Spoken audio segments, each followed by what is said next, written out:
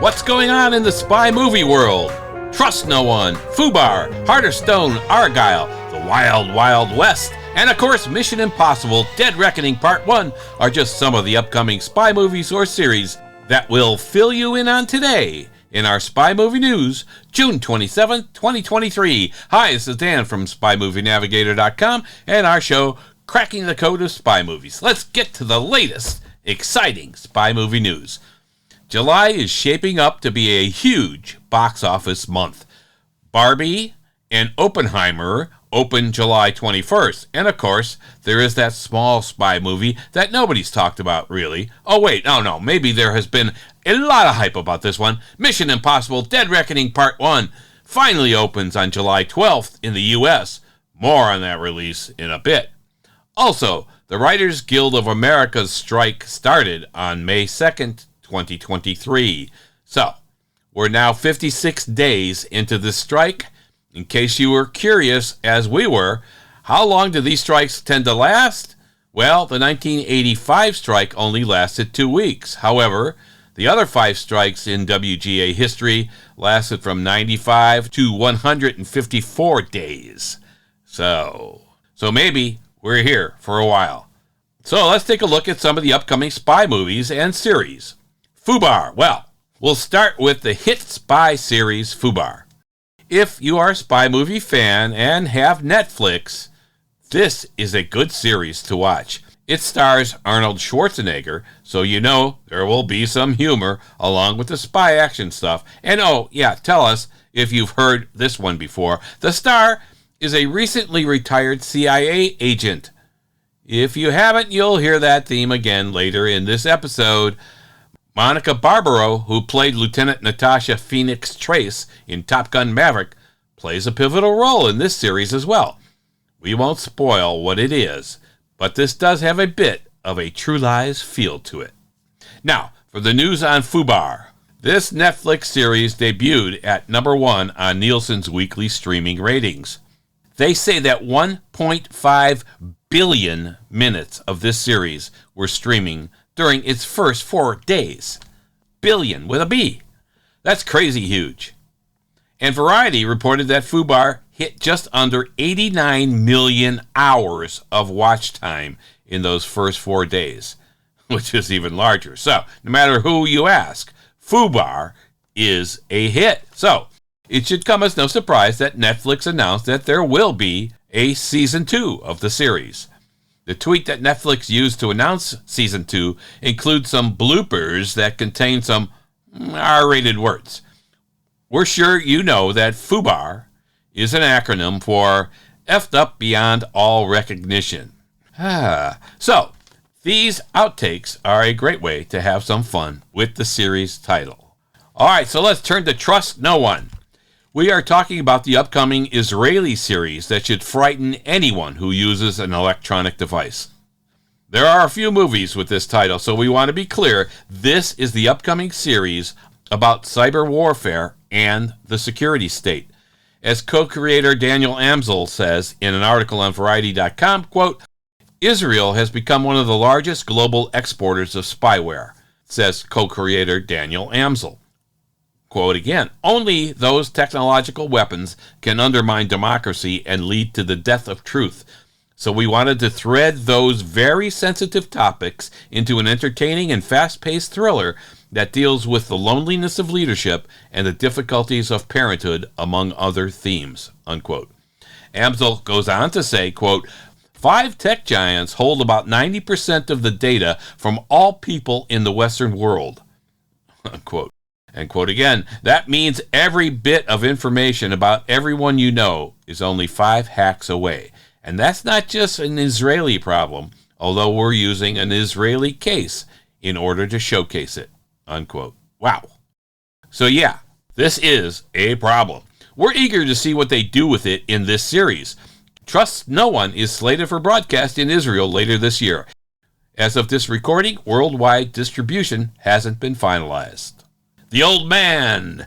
Season 2 of the excellent FX spy series, The Old Man, is shut down filming early due to the writer's strike.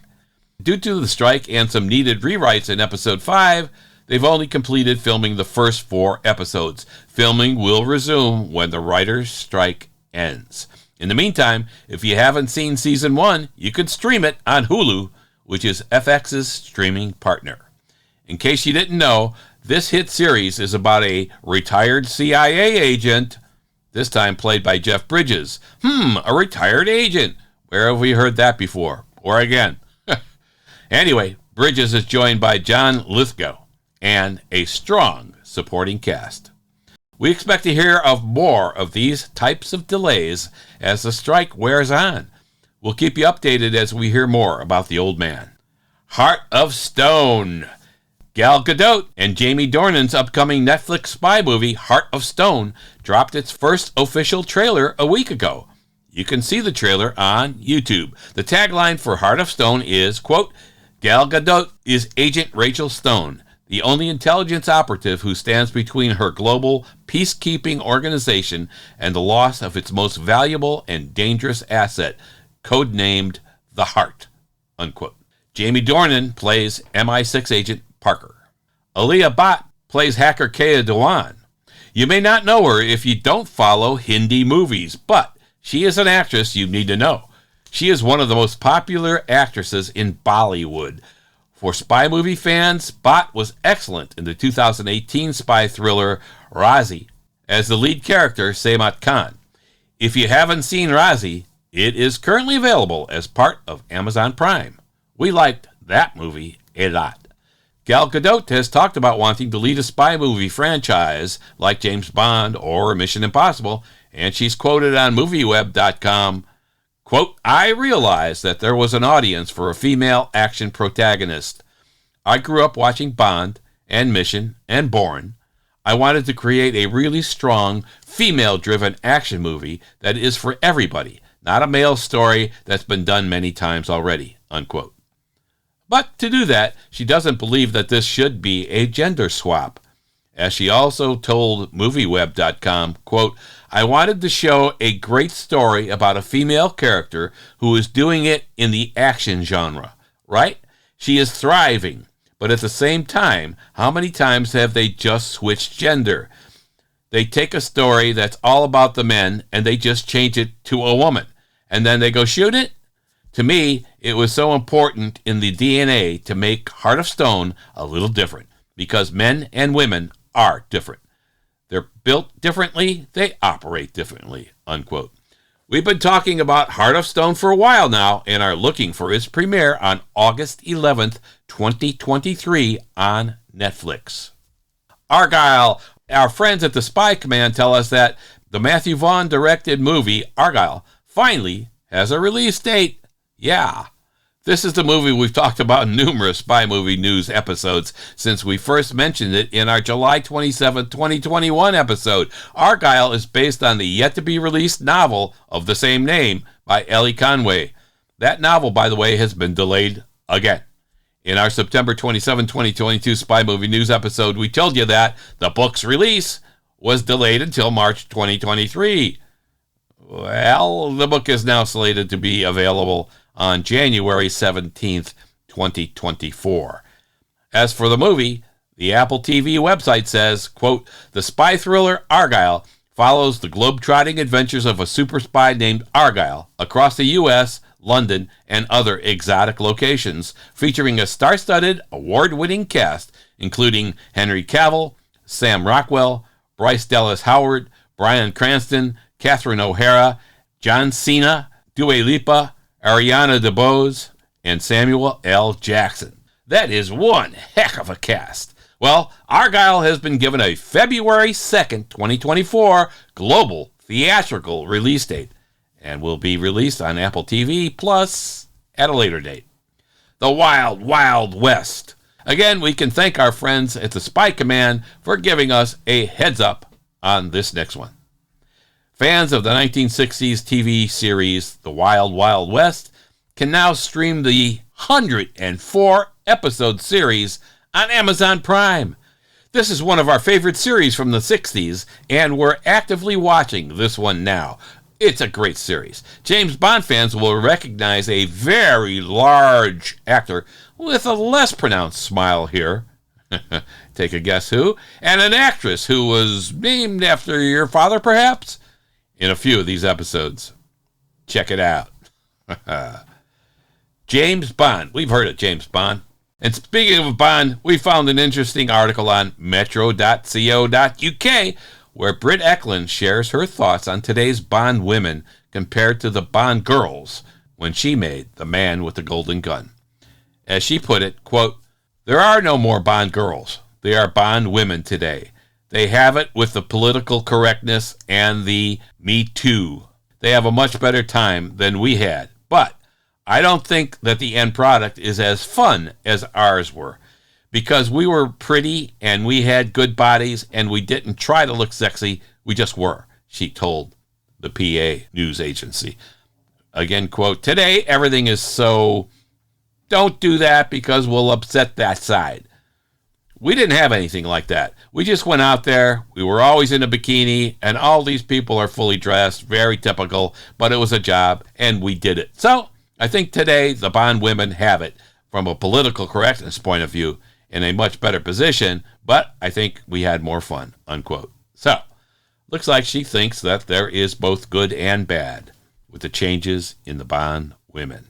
Check out our video on YouTube, Bond on Women, one of the most popular ones on our channel, Cracking the Code of Spy Movies. All right, let's take a look at that other little movie that's coming out in July. Mission Impossible. Okay, the elephant in the room.